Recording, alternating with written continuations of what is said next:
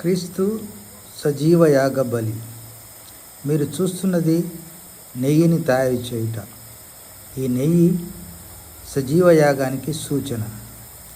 జంతువు బ్రతికుండగానే తన నుండి పాలు, పాల నుండి పెరుగు, పెరుగు నుండి మీగడ, మీగడ నుండి వెన్న, వెన్న నుండి నెయ్యి.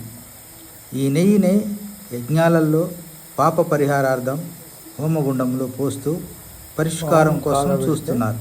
మోషే ధర్మశాస్త్రంలో పాప పరిహారం కోసం జంతువులను బలి ఇచ్చేవారు.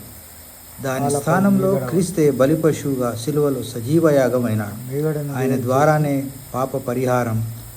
యజ్ఞ యాగాదులకు ఇక చెల్లు చీటి చిలికితే పాప పరిహారార్థో రక్త ప్రోక్షణం ఆవశ్యకం, తత్ రక్తం పరమాత్మేన పుణ్యదాన బలియాగం. ఇది సాక్షాత్తు యేసుక్రీస్తులో నెరవేరింది. నెయ్యి వస్తుంది.